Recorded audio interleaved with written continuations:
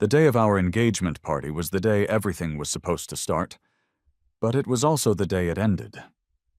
My fiancée, Jessica, texted me to say she was running late and would be there in a couple of hours. As I stood there, making small talk with our guests, a local news alert flashed across the big screen we'd set up for a photo slideshow. It was a breaking story about a car accident. A newlywed woman had been found unconscious, needing CPR, alongside another man in the passenger seat. It was Jessica. Everyone at the party saw it. A quiet, stifling laughter seemed to ripple through the room as they shot me strange, pitying glances, all of them waiting to see my reaction, to watch the mask of the happy groom-to-be crumble. That's when an old friend, Clara, stepped up beside me. She looked at the screen, then back at me, her expression serious.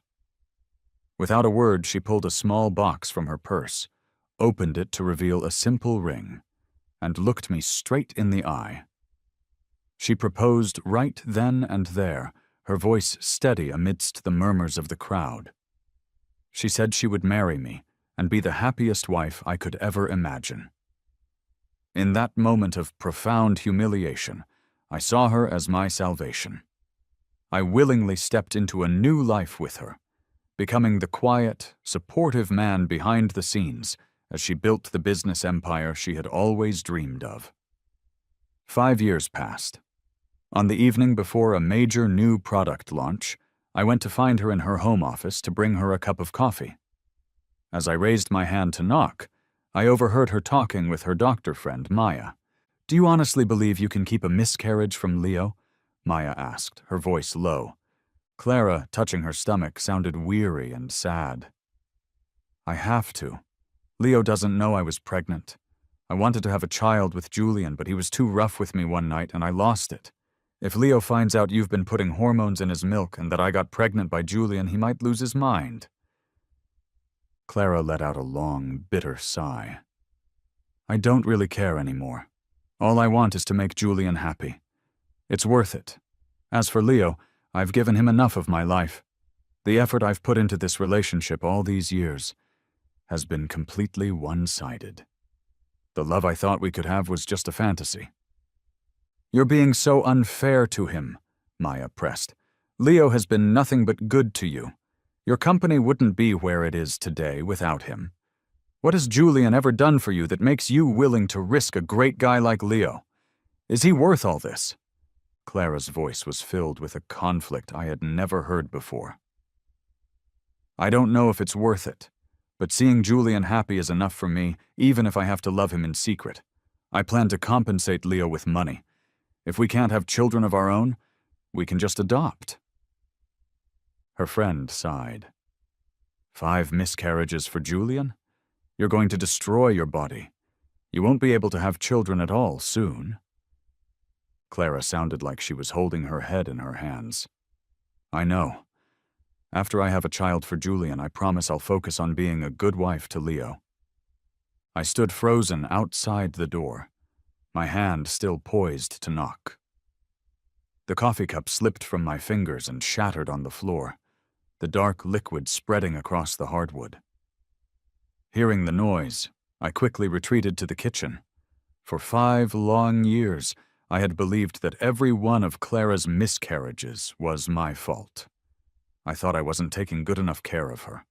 I was consumed by guilt, often crying silently at night, blaming myself for our inability to start a family. But now, the truth was laid bare. None of those children were mine.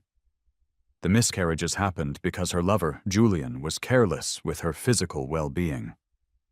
All her promises of a future together, of a family, were just carefully crafted lies. It was absurd that I had believed them for so long. My entire existence in her life was nothing more than a convenient cover for her long-standing affair. Wiping the tears from my eyes, I turned around just as footsteps approached. "What are you doing just standing there? Maya is waiting for her coffee," Clara said, her eyes narrowed with suspicion as she stared at me. Forcing a smile, I replied, "I accidentally spilled it. I was about to make a fresh pot." She noticed my red-rimmed eyes and stepped forward to wrap her arms around me. "What's wrong? You look like you've been crying." I buried the searing pain deep inside me and shook my head. "It's nothing. I just got news from the tech team. Our new automotive AI system is officially ready. I'm just happy, that's all." "That's amazing!" she exclaimed, kissing my cheek with genuine excitement.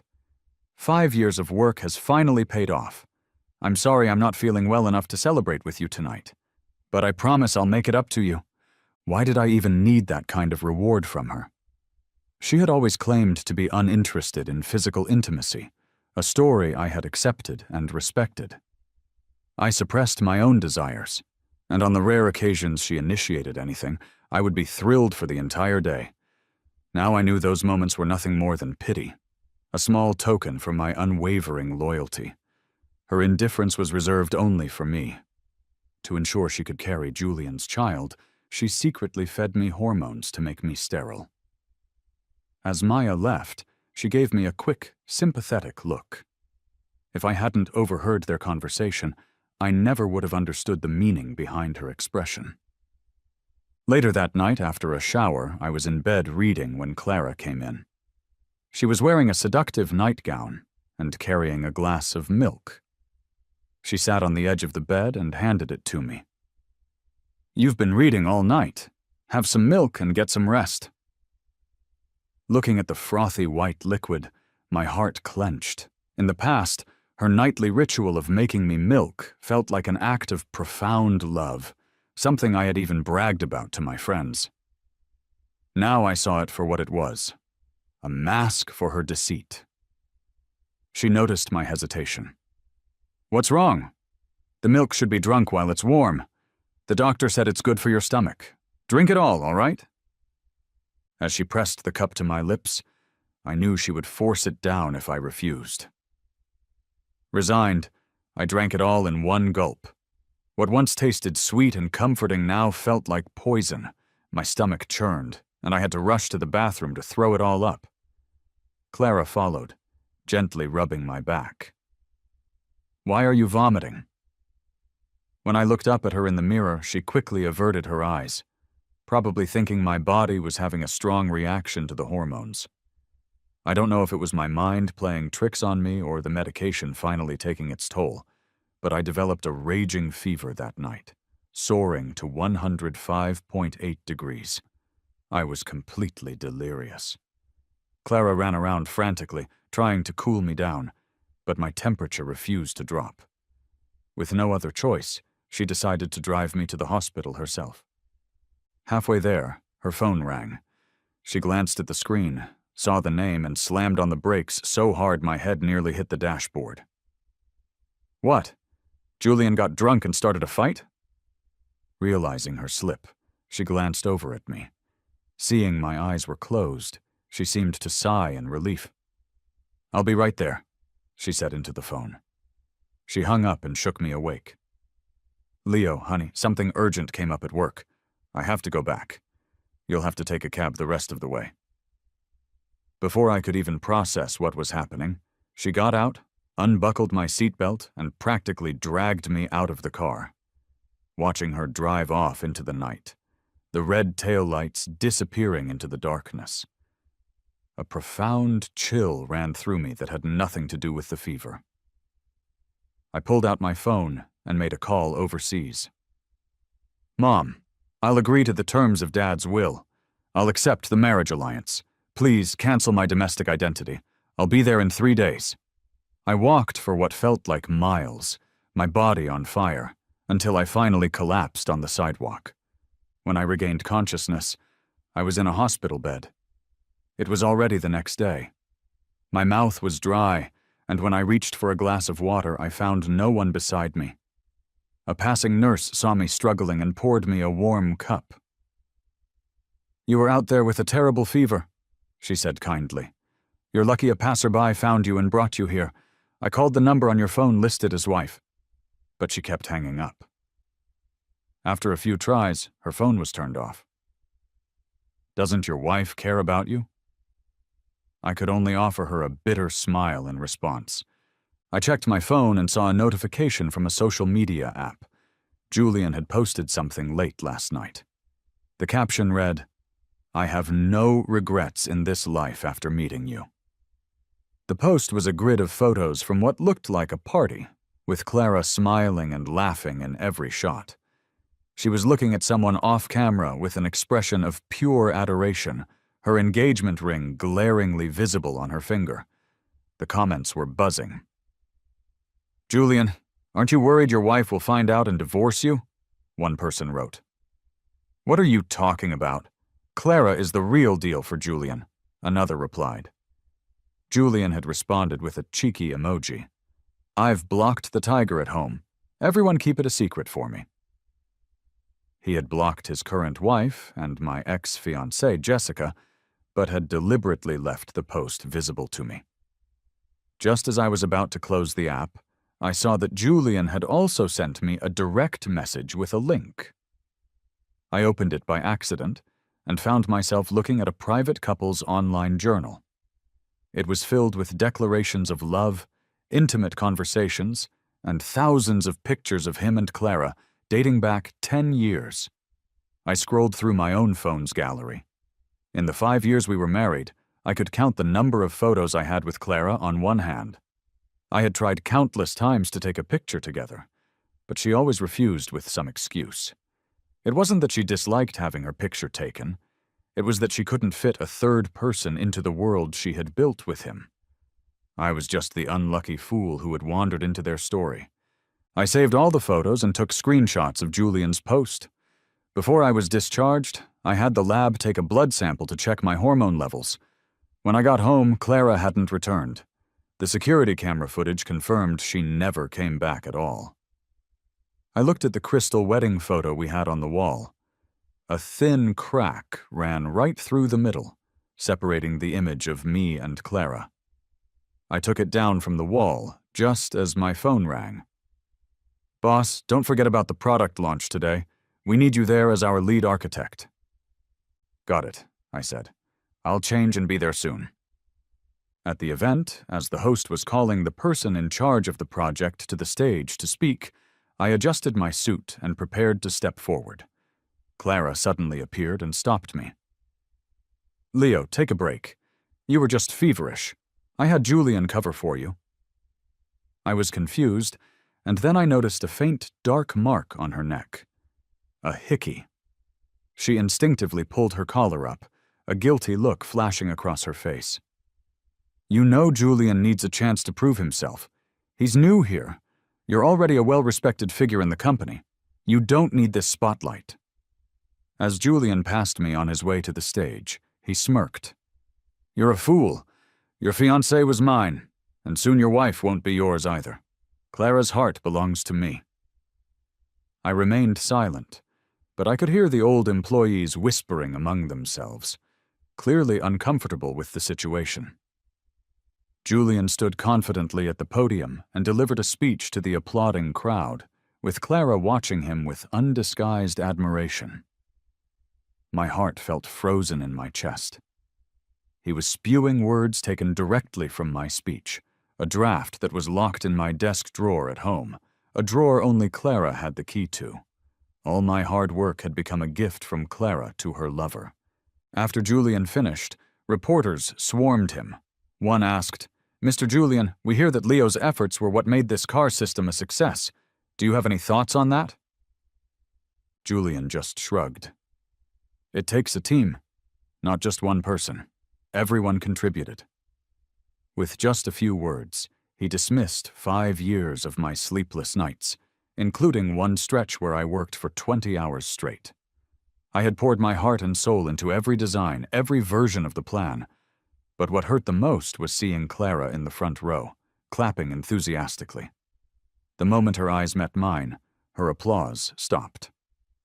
"Leo, I didn't mean for it to be like this. I know you're the real MVP here," she said quietly when she approached me later. I just looked at her, my face a stone mask. "Clara, you know how much this system means to me. I've been waiting for this day for 5 years." As Julian joined us, Clara's attention shifted entirely to him, ignoring me completely. "I'll make it up to you, I promise," she said to me over her shoulder as she guided Julian to a seat beside her.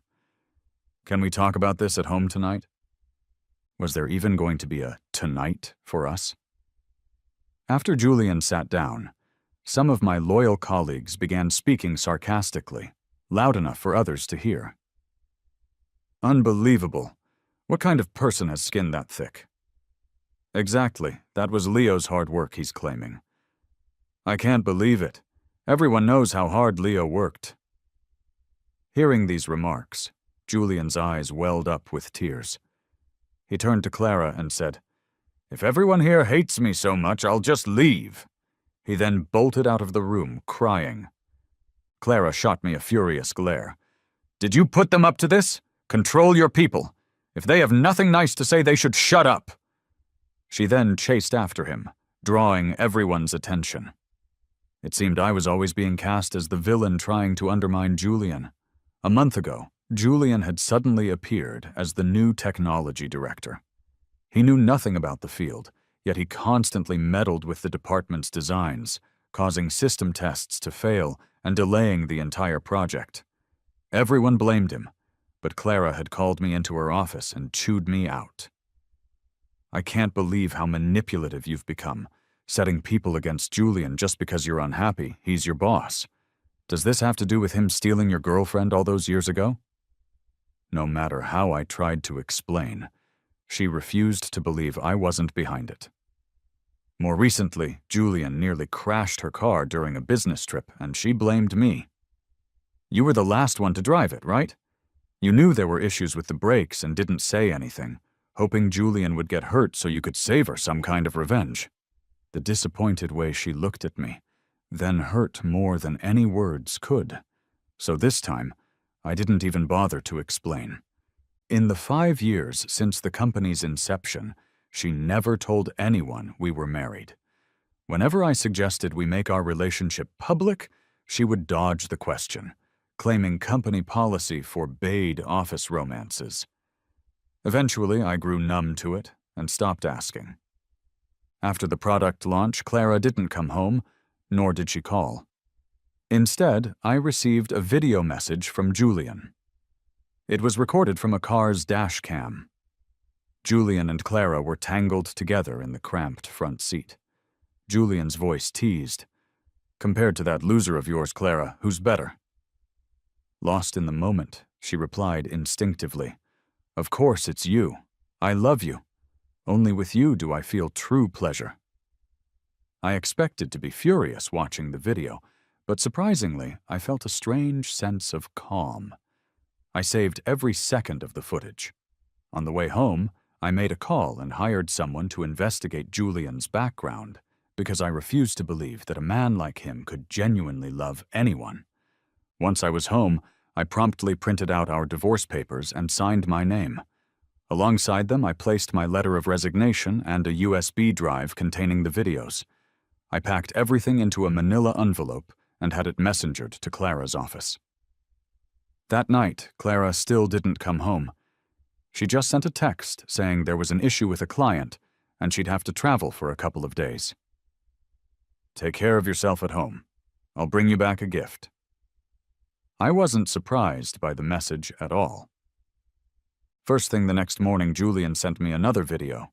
The scene was a messy hotel room, tissues scattered on the floor, and the sheets in disarray. A delicate hand rested on the blanket. Clara lay there, her eyes closed in a deep sleep. He taunted me in the message. "Leo, Clara looks so beautiful when she's sleeping. We went at it all night, you know. She was exhausted." He continued, "Clara promised that once she's back, she'll sign all of your company shares over to me. She even planned to buy me the most expensive item at today's auction as a birthday gift. She wants to have our child. She's even picked out a name. Just face it, Leo. She doesn't love you." Ignoring his taunts, I blocked his number and continued packing my things. I spotted a drawer filled with a pile of similar-looking watches and belts. On every business trip, Clara brought back these so-called gifts, always the same cheap items. Once, I jokingly mentioned a colleague who gifted her husband a $50 watch, calling it stingy. She had retorted, "It's the thought that counts. You should be grateful, don't be so demanding." But ever since Julian joined the company, she had showered him with luxury watches and expensive cars. When I complained, she dismissed my feelings with excuses. "You're in the tech department. Why do you need to dress so fancy? Tech guys usually dress plainly, but Julian, he's an overseas returnee and our company's public face. He needs to look the part." No matter what my grievances were, she always found a way to brush them aside. As I tossed these worthless gifts into a trash bag, my phone started vibrating non-stop. The company chat group was buzzing with messages. "Did you hear? Clara spent $50 million on the most expensive item at the auction, a gift for Julian's birthday." Oh my gosh, $50 million! Clara is way too generous. I also heard that Julian proposed to Clara right there at the event, and she was crying. She was so moved. Are you serious? I thought Julian was married. I glanced at the calendar on my phone. Today was my 5-year wedding anniversary with Clara, but she was spending it with another man, buying him extravagant gifts. I couldn't even muster a hint of resentment. Since I was leaving this life behind, why bother caring? With my luggage packed, I headed for the airport. I checked the tracking for the package I'd sent and saw its status was out for delivery. It should be reaching Clara soon, I thought. Just as I was about to board my flight, I received a text from her. "Honey, I'm on my way back from the business trip. I got you something special. I'll stop by the office quickly and then head home. Wait for me, okay?" At the same time, 2 other texts popped up on my phone. One was an official cancellation reminder. "Dear Leo, your domestic identity has been successfully canceled. All associated documents and your phone number will no longer be valid." The other text was the report from the investigator I had hired. I gave it a quick look, smirked, and forwarded the entire file to the company-wide group chat. Then I turned off my phone and stepped onto the boarding ramp. On the other side of the city, Clara and Julian had just gotten back to the office. She glanced at the time and realized she hadn't had a proper meal with me in a while. She called her assistant. "Book a table at a nice restaurant for 2 and call Leo. Tell him lunch is on me." Her assistant did as she was told. Clara sat in her office, staring out at the blue sky, feeling content. She imagined how overjoyed I would be when I received the special gift she had bought for me this time. But before she could even smile at the thought, her assistant rushed in. "Miss Clara, Leo's phone is disconnected. None of us can reach him. Also, a package addressed to you just arrived from him at the front desk." Before Clara could react, Julian snatched the package from the assistant's hands and tore it open. Seeing the divorce papers inside, his eyes lit up. "See, I told you. Leo is just a spoiled, arrogant brat. He's using divorce to threaten you." He placed the papers on her desk, along with my resignation letter and the USB drive.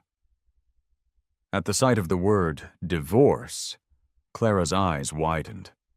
She quickly picked up the agreement to read it. When she saw the clause stating that I would leave with nothing, it felt like her brain had short-circuited. She knew how hard I had worked over the years to build a comfortable life for us. How could I just walk away from billions in assets? As she stared at the papers in disbelief, Julian kept rambling.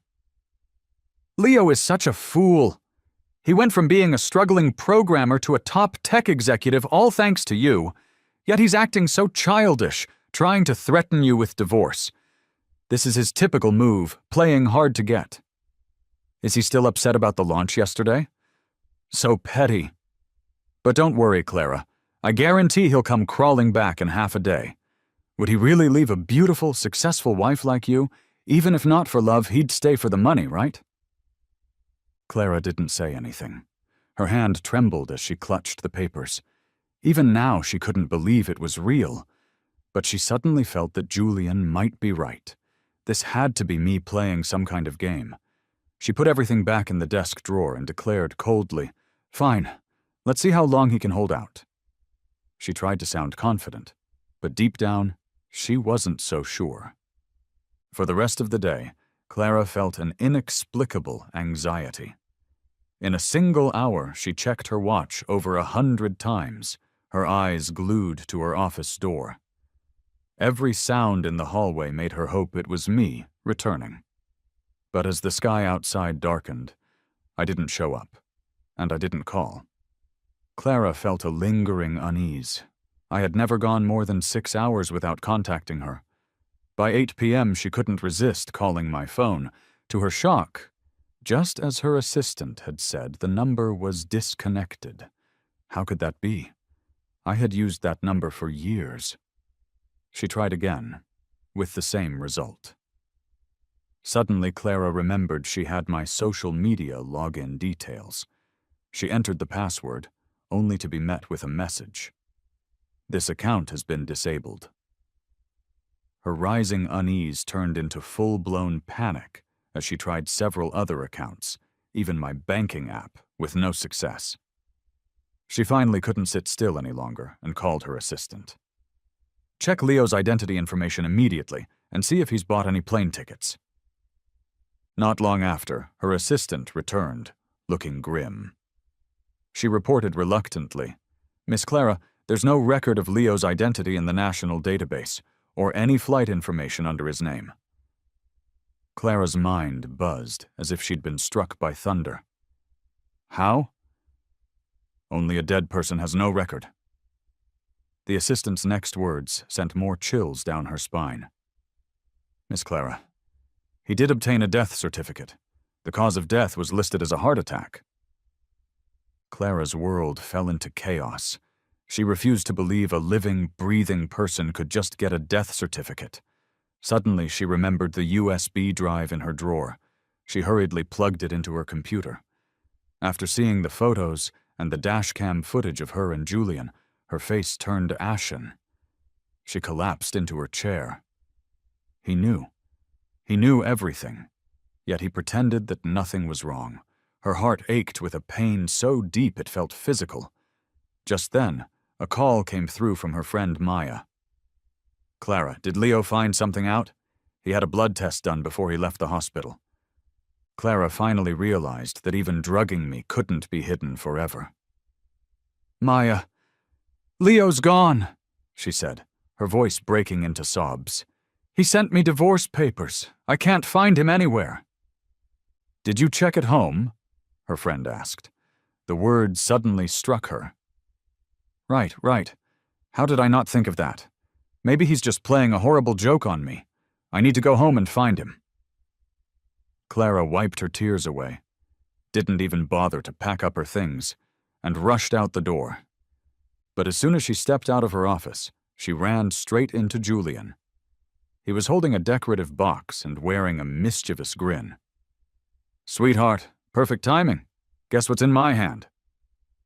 He opened the box to reveal a set of sexy lingerie and sheer stockings. "How about we try this out in your office while nobody's around?"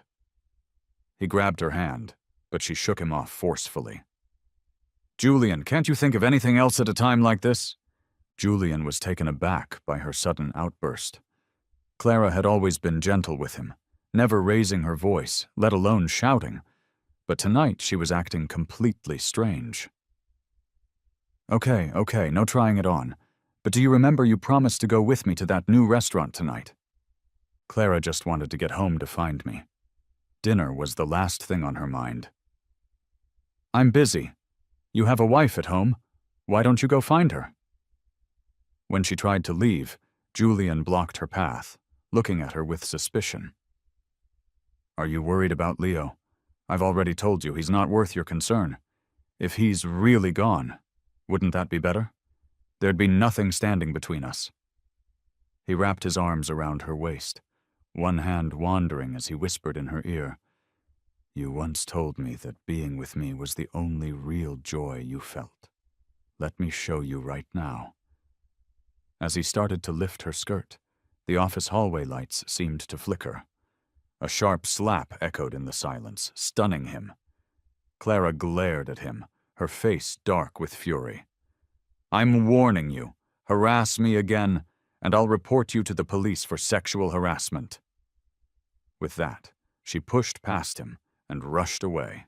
Meanwhile, I had just gotten off a plane in a new country. I noticed a graceful woman waving at me from a short distance away. She caught my eye, tidied her hair, and approached me with a gentle smile. "Are you here to pick me up?" I asked, thinking she had mistaken me for someone else. I was prepared to move on with my luggage, but she nodded. She reached out to shake my hand. "My name is Sophia. Your mother was supposed to pick you up, but something came up last minute, so she asked me to come instead. I've seen photos of you at her house. You're much more handsome in person. Not at all like a typical tech guy." Her shy blush made me smile, a genuine smile that I hadn't felt in a very long time. "I didn't expect to be greeted by someone as beautiful as you," I replied. My compliment made her blush deepen, and she hesitated to meet my gaze. "Let's go get something to eat. I'm starving." Sophia nodded and drove me to a quiet, elegant restaurant. While we waited for our meal, we chatted casually, and I learned that she and my mother were very close. Our families had known each other for generations, with business ties going all the way back to our grandfathers. Sophia smiled at me warmly and said, "You grew up here locally and always refused to go abroad. Even when your father passed away, you only stayed for a month after the funeral to be with your mother. Then you returned with his ashes. You gave up $1 billion inheritance and a powerful identity just to be an average tech worker. I truly admire you for that." When she heard that my marriage hadn't been a happy one, she expressed sincere sympathy. I didn't hide my reasons for finally coming home, after all. "So, despite knowing my situation, you still agreed to this arranged marriage?" I asked. She admitted to having had her own heart broken recently, saying that we shared the same kind of wounds. In that moment, I realized that arranged marriages weren't always a bad thing. When two people understood each other's pain, they might be more inclined to cherish one another. In my world, Clara had completely disappeared. Back in my old life, Clara hurried home, but no matter how hard she searched, the house was empty. In the cold, silent rooms, she could almost hear my laughter echoing. She remembered the familiar scent of smoke that clung to my clothes, the warmth and tenderness of my arms when I held her. In that moment, she realized just how much I had truly meant to her. "Leo, could you really be so heartless as to abandon me?" she whispered to the empty house. "No matter where you are, even if it's at the ends of the earth, even if it costs me everything I have to find you." The next day, when Clara returned to work, her assistant was shocked by her appearance. It seemed like she had aged a decade overnight. Her once dark hair was streaked with gray, and her exhausted face and bloodshot eyes showed how utterly drained she was. "Call an emergency meeting," she commanded. When all the employees were gathered, Clara announced some startling news. She planned to sell the company and use all the money to find me. For the very first time, she revealed to everyone that she and I were married. They were stunned. Clara had hidden our relationship so well for so many years, right under their noses. As she heard their whispers, a bitter smile crossed her face. Only now did she begin to understand the pain I must have felt all those years, pretending to be just colleagues when we were husband and wife, all while she flirted openly with Julian, not even caring when people called her the other woman. Back in her office, Julian stormed in angrily. "I'm against you selling the company." Clara gave him a cold stare. "What right do you have to disagree?" Seeing the fury in her expression, Julian's confidence faltered, and he replied quietly, "This company took so much effort to build. How could you sell it, especially for someone as useless as Leo?" Clara sneered, suddenly pulling out her phone and showing him a document. This was sent to the company group chat by an anonymous employee yesterday. Have a look." Julian nervously took the phone, his hands shaking so much he nearly dropped it. "Slander! This is total slander," he stammered. Clara then threw another stack of documents onto the desk in front of him. I didn't believe it at first either, so I hired a private investigator. "Do you want to know what I found out? You're a complete scoundrel. You didn't come back from overseas for me, or even for your wife. You came back because you're in deep gambling debt with no way out. You embezzled millions of dollars from my company using my name to do it. I also found out that 5 years ago you were the one who broke up my husband and his former fiancée just because you were after her family's wealth. Once you wasted all of that, you turned your attention to me. You plotted with our company's competitors to force Leo out, aiming to weaken the company by removing its tech genius, making it an easy target for a cheap acquisition, right?" Clara's shouting left Julian speechless. "Clara, let me explain." But before he could plead his case, her assistant rushed in. "Miss Clara, there are some very dangerous-looking men outside. They're asking specifically for Julian." When Julian heard this, panic washed over his face, and he dropped to his knees. "Clara, you've got to help me. Those guys are ruthless. Please, lend me some money." Seeing him crying and groveling reminded Clara of how he had used her for years. A deep rage boiled inside her. She wanted to tear him apart. She had lost tens of millions of dollars because of him. She had suffered through multiple abortions because of him. And she had lost the one person who truly loved her because of him. She ordered security to throw Julian out. As she heard his cries from the street below, she felt nothing. A month later, I married Sophia. We didn't invite many people. It was just a small ceremony with close family and friends. When it came time to exchange the rings, a woman wearing a white wedding dress suddenly burst into the ceremony. It was Clara. Despite the security guard's efforts to stop her, she ran towards the altar. "Leo, you can't marry her. Let's get married again, and this time I'll truly love you," she cried, tears streaming down her face as she stumbled towards me. Everyone turned to look at me, including Sophia, as if to see what choice I would make. But I didn't even spare Clara a glance. I took the ring and slipped it onto Sophia's finger. "You are the woman I choose for life, and I will love you forever." "No, you don't love her!" Clara shrieked. "How long have you even known her? We were married for 5 years. I'm the one you love." She charged up the steps, pushed Sophia aside, and clutched my hand, staring desperately into my eyes. "Leo, I know you're upset about how I treated you. I was wrong, and I'm back now. That bastard Julian has nothing. I forced him to return everything he took from me, and I cut all ties with him. I sold the company, I spent all my savings, and I took a month to find you. I even wore a wedding dress today to remarry you and start over. Please, just give me another chance." I pulled my hand from her grasp and shielded Sophia behind me, shaking my head. "There is no possibility of that. From the day you drugged me, from the moment you cheated on me with Julian, we became strangers." I signaled to the security guards, who then charged forward. Clara struggled desperately. "No! I don't want to leave you! Leo, I know you still love me!" Seeing that I wasn't moved, she grabbed a sharp dessert fork from a nearby table and held it to her own throat. "Choose me or her?" I ignored her threats and took Sophia's hand. "Like I said, she is my one and only wife. Your life or death means nothing to me." Clara looked at me in disbelief, crying and shaking her head. She never imagined I could be so heartless. But when she had hurt me so deeply, did she ever consider any of our past affection? I was only repaying her in kind. Understanding my resolve, Clara eventually stopped struggling. She left the divorce papers on a table as she was escorted out, her figure retreating in sorrow.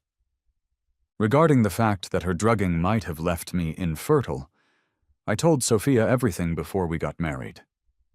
but she didn't mind at all.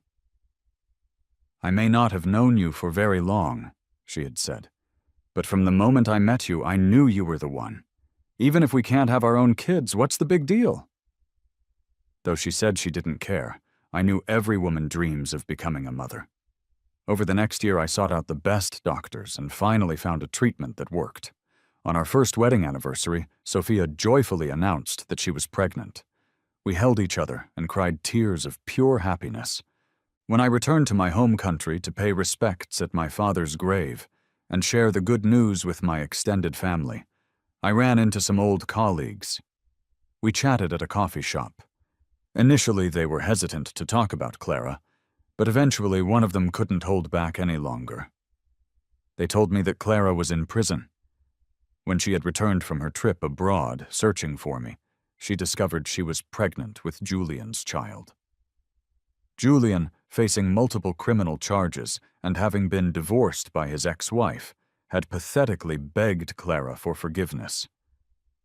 Considering she was carrying his child and had been so coldly rejected by me, she had reluctantly stayed with him in her despair. But what she didn't expect was that Julian, desperate for money, forced her into prostitution and drugged her. She awoke one morning, naked in a stranger's bed, and the trauma resulted in another miscarriage. At the hospital, she was not only diagnosed with a serious disease, but was also told she would never be able to bear children again. That was the final straw that broke her completely. One night, as Julian slept, she stabbed him through the heart, dismembered his body, and then turned herself in, calmly waiting for the police to arrive. But just a day before I returned to the country, she had died in prison, her body worn down by illness and the toll of her multiple abortions. As I listened to what had happened, I just took a quiet sip of my coffee. The bitterness seemed more intense than usual. After paying my respects to my father on my way back to the airport, I saw Clara's best friend, Maya. "Leo," she said, stopping me, "you must have heard what happened to Clara. She left you a letter. She wrote it in prison. She wanted me to tell you that she has always loved you, deeply. But by the time she realized her mistakes, it was too late.